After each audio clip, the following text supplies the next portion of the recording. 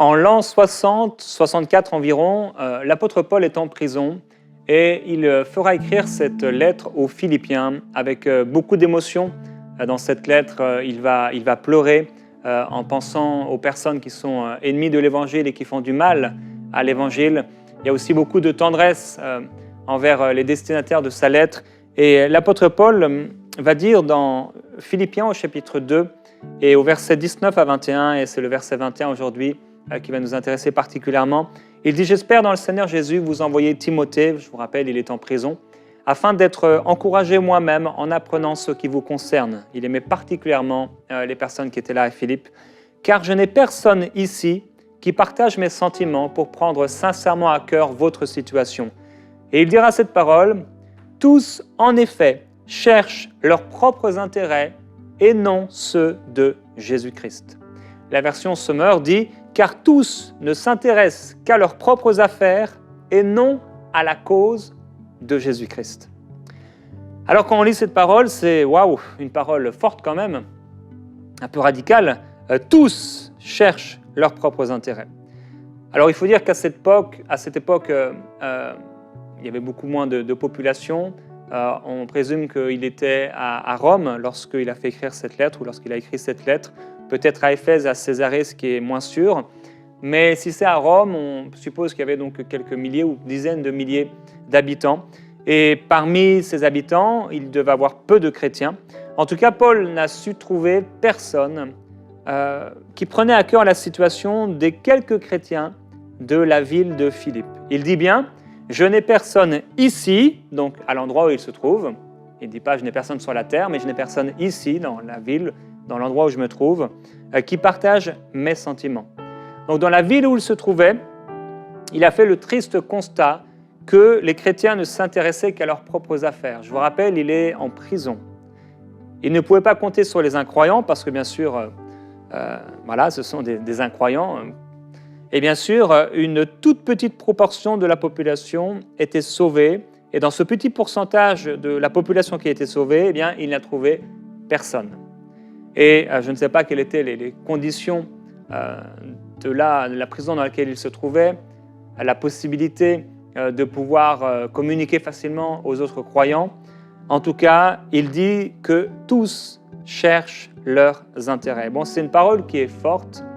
Et donc Paul parle de ceux qui l'entouraient là à Rome et qui pour certains s'étaient refroidis dans leur amour, pour d'autres avaient dévié, avaient été influencés par des faux docteurs, des faux enseignants.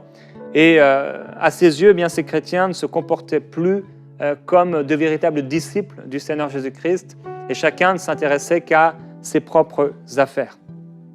Alors, c'est intéressant de voir que si aujourd'hui, on peut être très occupé, c'est facile d'être très occupé aujourd'hui, mais de réaliser qu'il y a 2000 ans, on a vu il a écrit cette lettre dans les années 60, 64, eh bien, les gens pouvaient être également très occupés. Alors qu'aujourd'hui, on a bien sûr tous les réseaux sociaux, toutes les capacités de communication, etc., toutes ces choses qui peuvent prendre notre temps, Netflix et autres, eh bien, quand en réalité, on ne veut pas faire quelque chose, que ce soit aujourd'hui, dans l'année dans laquelle on est, que ce soit il y a 2000 ans, quand on ne veut pas faire quelque chose, on trouve toujours quelque chose à faire. Tel enfant dira qu'il n'a pas le temps de ranger sa chambre et on le retrouvera pendant 1 heure sur son téléphone ou à un jeu vidéo. Tel chrétien dira qu'il n'a pas le temps d'aller à la réunion de prière et le soir même ou le lendemain, il sera en train de regarder sa série préférée sur Netflix. En fait, on trouve souvent le temps qu'il faut pour faire ce qui nous plaît et on s'excuse de ne pas avoir le temps pour ce qui ne nous plaît pas. Même la plupart des personnes qui disent ne pas avoir le temps ont pourtant le temps de manger 2 ou 3 fois par jour.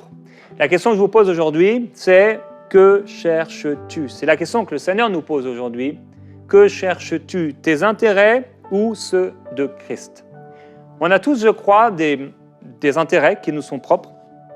Il y a des choses qui comptent à nos yeux. On a tous des désirs et des rêves, même s'ils sont enfouis, même si on imagine qu'on n'a pas de rêve. Il y a quelque chose en nous, des désirs personnels. Et l'idée, ce n'est pas d'avoir aucun intérêt personnel, mais que nos intérêts soient les intérêts de Christ. Et pour ça, on devrait vivre pour Christ et choisir de tout lui remettre. C'est le thème de cette série cette semaine, choisis de tout remettre à Dieu. Alors pour obtenir les intérêts de Christ, il faut choisir de tout lui remettre. Et il y a bien des choses dans nos vies qui n'ont pas leur place. En raison de notre appel, de la particularité de la vie de Christ qui est en nous, il y a bien des choses que Christ ne ferait pas à notre place. Et cette question, eh bien, que ferait Jésus à ma place? C'est une bonne question qu'on peut se poser pour éviter d'être trop rempli de nos propres intérêts. On devrait donc foncièrement vouloir accomplir ce qui compte pour le Seigneur et ne pas rechercher ce qui nous plaît seulement. Le but de Dieu n'est pas, bien sûr, de nous enlever notre joie, notre bonheur, notre famille, les gens que nous aimons, et même les loisirs que nous aimons. Mais le but de Dieu, au-delà de toutes ces choses et au-delà de toutes ces personnes, est que nous puissions vivre à 100% pour lui. Que nos cœurs ne soient pas partagés, ou le moins possible. Quelques phrases plus tôt, Paul dit que chacun de vous, au lieu de considérer ses propres intérêts, considère aussi ceux des autres. Il nous encourage dans sa lettre à avoir les sentiments qui se trouvaient en Jésus-Christ. Et il dit ainsi, mes bien-aimés, comme vous avez toujours obéi, travaillez à votre salut avec crainte et tremblement, non seulement quand je suis présent, mais alors que je suis absent. Parce que quand il était présent, peut-être que les gens, vous savez, quand il y a quelqu'un, un homme de Dieu, quelqu'un que vous reconnaissez, qui arrive, quand le papa arrive à la maison, bien, les enfants se tiennent bien droit. Peut-être que quand les parents sont derrière la porte de la chambre, l'enfant il est là en train de texter ses amis, il est sur Instagram ou je ne sais où, et le parent ouvre la porte, ou il entend le parent qui arrive, et il ferme, il cache son téléphone et il se met à travailler, vous voyez. Et c'est un peu parfois comme ça, certainement que les Philippiens pouvaient être, ou peut-être les Corinthiens, où régulièrement l'apôtre Paul, quand il était là, où il allait peu visiter forcément les églises parce que c'était à des distances assez longues. Mais en tout cas, peut-être que certains avaient un peu cette attitude-là. Quand l'apôtre Paul est là, eh bien, ok, je me tiens droit, je fais attention à la façon dont je parle, je prie d'une certaine façon même. Ça va jusque-là parce que, bien, il voulait que l'apôtre Paul, quelque part, les approuve. Et il leur dit, eh bien, même si je ne suis pas là, servez le Seigneur, travaillez comme si j'étais là. Quand j'étais là, vous étiez en train de travailler pour Dieu.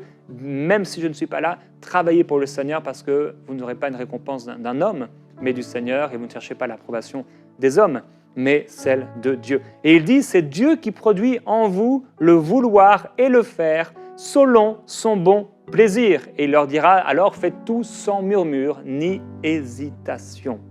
Alors on peut hésiter de servir Dieu, on peut être dans l'hésitation, on peut être même parfois dans la nonchalance, mais Dieu nous dit qu'à travers la bouche de l'apôtre Paul, son serviteur, il dit que Dieu peut mettre en nous le vouloir et le faire selon son bon plaisir, donc selon sa volonté. Ça veut dire Dieu a quelque chose qu'il veut faire dans notre vie et il peut mettre en nous le désir de vouloir accomplir cette chose et même le faire, la capacité de faire cette chose. Alors voici une prière que personnellement je fais régulièrement. Seigneur, mets en moi le vouloir et le faire. On devrait voir la différence entre celui qui sert Dieu et celui qui ne le sert pas. En réalité, il est généralement assez facile de pouvoir discerner où nous nous trouvons. S'imaginer que parce qu'on lit la Bible, qu'on prie, qu'on va à l'église, que tout cela fait de nous des personnes qui ont les intérêts de Dieu à cœur, pas forcément. On peut être pasteur d'une église et ne pas avoir les intérêts de Dieu à cœur. Et oui, aussi étonnant que cela paraisse. On peut donc avoir toutes sortes de choses dans notre vie, aller à l'église, etc., et en oubliant que finalement, nous sommes l'église. Frères et sœurs, est-ce que Dieu peut compter sur vous? Dieu peut-il compter sur toi? Est-ce que Dieu pourrait faire le même constat que l'apôtre Paul, que son serviteur à notre égard? Tu ne partages pas mes sentiments pour prendre sincèrement à cœur la situation des personnes qui sont autour de toi. En effet, tu cherches tes propres intérêts et non ceux de Jésus-Christ. Est-ce que Dieu pourrait nous dire une telle chose? dans la lettre aux Philippiens, c'est vraiment une lettre qui encourage à la consécration.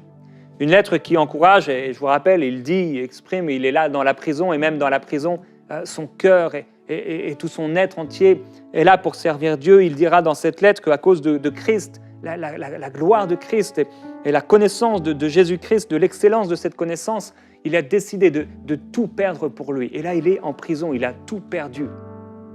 Il était dans une position sociale, religieuse, qui était excellente, mais quand il a découvert le Seigneur Jésus-Christ, alors qu'il était là sur le chemin, et qu'il a eu cette révélation de Christ, qui lui a dit, qui lui a montré toutes les choses qu'il allait souffrir pour lui, quand il a vu la glorieuse révélation de qui est Jésus, il a été prêt à tout abandonner pour lui, parce que Christ a trouvé son cœur et il a trouvé le cœur de Christ. Et il y a une connexion, il y a eu une telle révélation, il y a eu une telle communion dans le cœur de celui qui était Saul. Et Dieu a changé son nom, Dieu a changé son cœur. Et il voulait absolument vivre Christ, saisir Christ.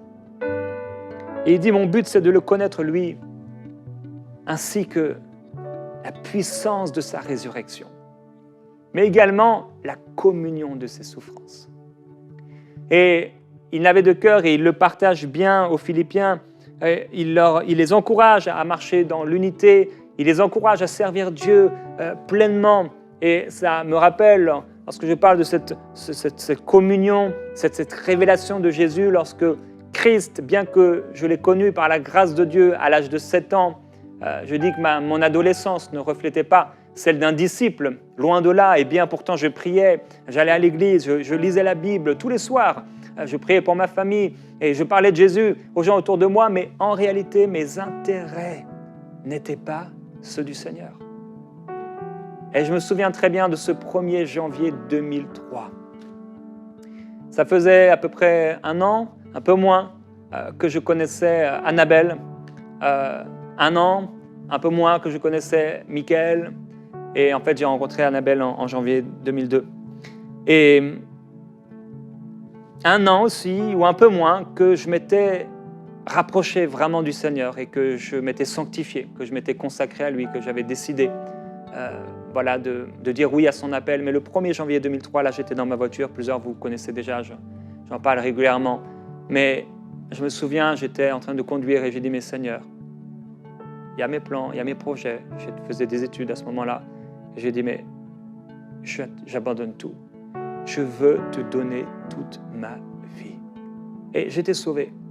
Et je lui ai dit, je veux te donner toute ma vie. Prends tout. Et là, j'ai senti un amour extraordinaire descendre dans ma voiture. Je me suis mis à pleurer, à pleurer, à pleurer. Et j'ai comme vu Dieu descendre.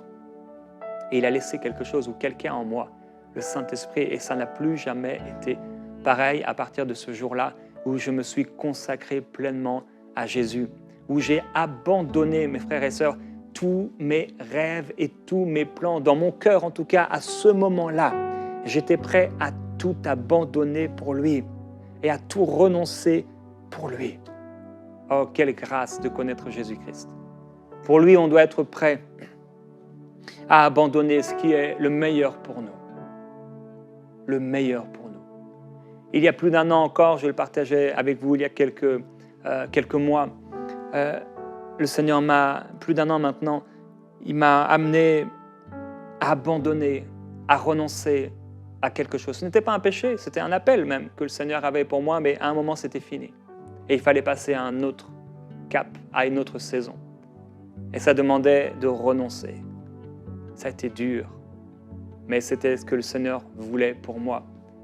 Vous savez, quand le Seigneur veut nous amener dans une autre saison, il y a un renoncement. Quand l'arbre, pour pouvoir porter du fruit, porter les fruits de l'été, la bonne saison, ou pour certains arbres de l'automne, eh bien avant, l'arbre est passé par l'hiver, par les difficultés, par des saisons, jusqu'à arriver à la saison de pouvoir porter du fruit. Les arbres sont étirés et sans même qu'on le voit entre guillemets, souffrent, leurs racines s'étendent.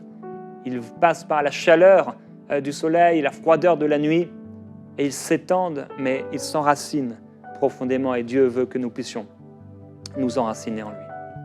Alors quand le serviteur de Dieu dit qu'il ne trouve personne ici qui partage ses sentiments, cela fait écho aux paroles marquantes du Seigneur dans Ézéchiel chapitre 22 verset 30 qui dit « Je cherche parmi eux un homme qui élève un mur, qui se tienne à la brèche devant moi en faveur du pays afin que je ne le détruise pas, mais je n'en trouve pas. » Dieu cherchait un intercesseur, mais il n'en trouvait pas. Et il faut dire que le service de l'intercesseur est parfois et souvent profondément ingrat. Non seulement tu choisis de prier pour des gens qui n'ont souvent rien à faire de toi ni de Dieu, mais en plus tu souffres intérieurement à cause de leurs péchés sans recevoir de leur part un quelconque merci. Dieu dit dans Ésaïe, « J'ai regardé, mais il n'y avait personne pour m'aider. J'étais consterné, mais il n'y avait personne pour me soutenir. Alors mon bras m'est venu en aide, m'a assuré le salut, ma fureur m'a servi de soutien. » Paul dit dans cette lettre aux Philippiens, il dit « Au point où nous sommes parvenus, avançons ensemble. Soyez mes imitateurs, frères, et portez les regards sur ceux qui marchent selon le modèle que vous avez en nous. Il en est plusieurs qui marchent en ennemis de la croix de Christ. Je vous en ai souvent parlé et j'en parle maintenant encore en pleurant. Leur fin, c'est la perdition. Leur Dieu, c'est leur ventre. Ils mettent leur gloire dans ce qui fait leur honte. Ils ne pensent qu'aux choses de la terre. » On doit se poser des questions, frères et sœurs. Parfois, est-ce qu'on ne s'est pas fait avoir par le cours de la vie et on est en train de ne penser qu'à nous, nos maisons, notre argent, notre travail, notre salaire, nos business, nos entreprises, nos relations, nos. Est-ce que tout, finalement, n'est pas en train d'être porté sur nous? Et on doit tous, quel que soit notre âge, quelle que soit notre position dans la société ou dans l'Église, dans la famille, on doit tous régulièrement se remettre en question et voir est-ce qu'on est encore sur le chemin resserré qui mène à la vie ou est-ce qu'on est en train de se tromper profondément et même de se tromper nous-mêmes. Il dit, pour nous, notre cité, elle est dans les cieux et de là, nous attendons comme sauveur le Seigneur Jésus-Christ. Est-ce qu'on est de ceux qui pensent aux choses de la terre? Est-ce que Dieu peut compter sur nous? Est-ce qu'on cherche finalement seulement nos intérêts? Je prie que nous n'ayons pas à rougir lorsqu'on va se présenter devant lui, à rougir parce que on n'avait que nos intérêts à cœur, on ne pensait qu'aux choses de la terre. Je prie que vraiment on puisse entendre de la bouche de celui que nous aimons sans l'avoir vu. Bon et fidèle serviteur, entre dans la joie de ton maître. Merci Seigneur.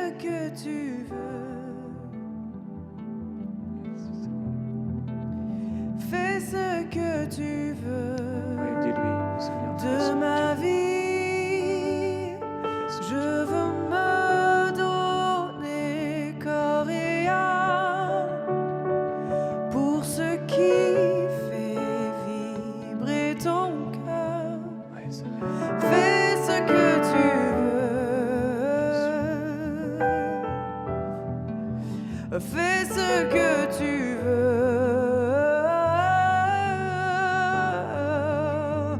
Donne-moi un cœur tout entier et complètement dévoué.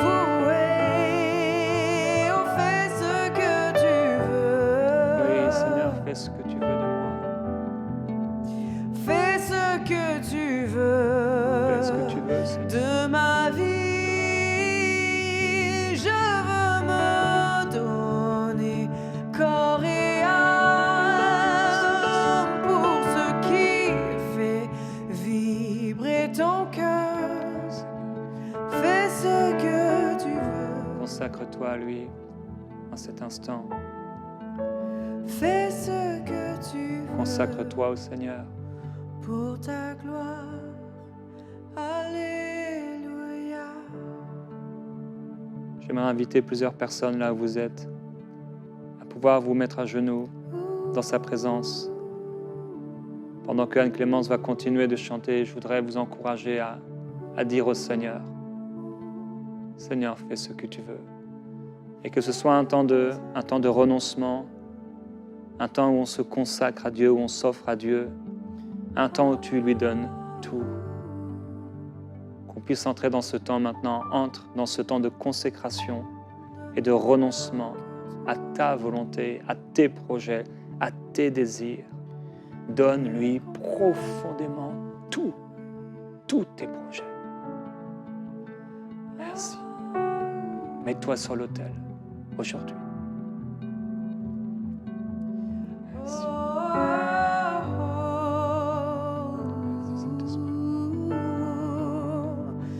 Donne-moi un cœur tout entier, complètement dévoué. Fais ce que tu veux. Fais ce que tu veux de ma vie. Je veux me donner corps et âme pour ce qui fait vibrer ton Prends cœur. tout, Seigneur. Oh, fais ce que tu veux. Fais ce que tu veux, Seigneur. Fais ce que tu veux. Oui, Seigneur, prends tout. Donne-moi ton cœur, Seigneur. Tout entier. Un cœur entier. Un cœur complètement dévoué. Prends toute la place. Oh, fais ce que Oui, tu veux. fais ce que tu veux de moi, Seigneur. Fais ce que tu veux de moi. Oh, fais ce que tu veux. Fais ce que tu veux de ma vie. De ma vie.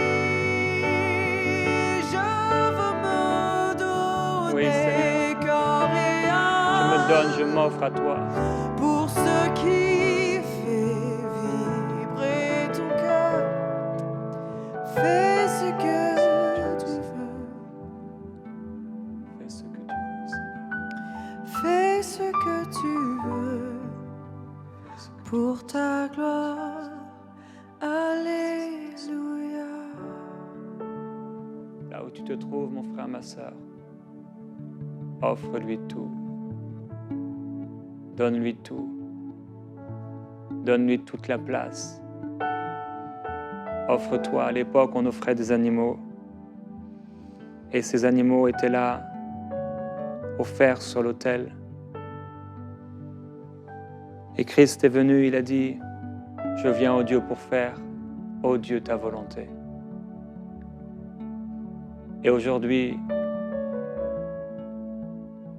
Christ est mort pour toi. Et alors qu'il est mort, lui, juste pour les injustes, tu peux maintenant t'offrir à lui, te donner à lui. Et dans ce temps de consécration, dis-lui, Père, je renonce à ma propre volonté. Je renonce à mes plans personnels. Je renonce à mes propres désirs. Je m'offre à toi, corps, âme et esprit. Voici mes membres. Que mes membres, qui sont les membres de Christ, puissent te glorifier. Que mes mains puissent te servir. Que mes pieds puissent aller là où ils doivent aller. Que mes pensées puissent te glorifier. Que tout mon être, mon corps entier, puisse être saint pour toi. Je suis le temple du Saint-Esprit. Père, et je m'offre à toi. Je me donne à toi. Je suis à toi. Je t'appartiens. Prends ma vie. Prends tout ce que je suis. Prends tout ce que j'ai, car je sais que tu as le meilleur pour moi. Je sais que tu es bon. Je m'offre à toi. Je te donne tout. Je te donne tout, Seigneur. Prends ma vie. Jésus-Christ. Est-ce qu'on peut chanter ce chant pour terminer qui dit Donne-moi un cœur tout entier oui, et complètement dévoué. Fais ce que tu veux. fais ce que tu veux, Seigneur. Fais ce que tu veux. Fais ce que tu veux Fais ce que tu veux. de ma vie. Je veux me donner corps et âme pour ce qui fait vibrer ton cœur. Prends la place. Fais ce que Tout tu ce que tu veux, Seigneur, fais-le.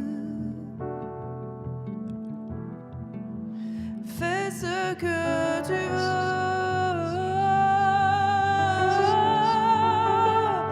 Donne-moi un cœur tout entier, Seigneur, et complètement dévoué. Merci, Seigneur. Oh oui, fais ce que tu veux. Fais ce que tu veux. Fais ce que tu veux. C'est toi qui es Dieu.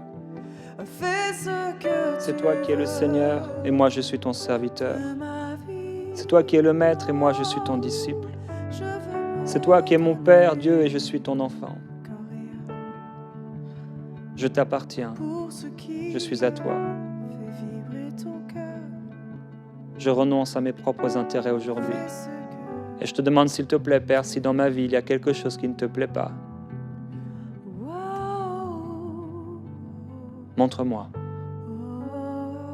Je me consacre à toi. Dis-lui, Seigneur, s'il y a quelque chose qui n'a pas sa place dans ma vie, s'il y a une passion, s'il y a quelque chose que je fais, une activité qui prend trop de place, Seigneur, je l'abandonne, j'y renonce, je te donne tout.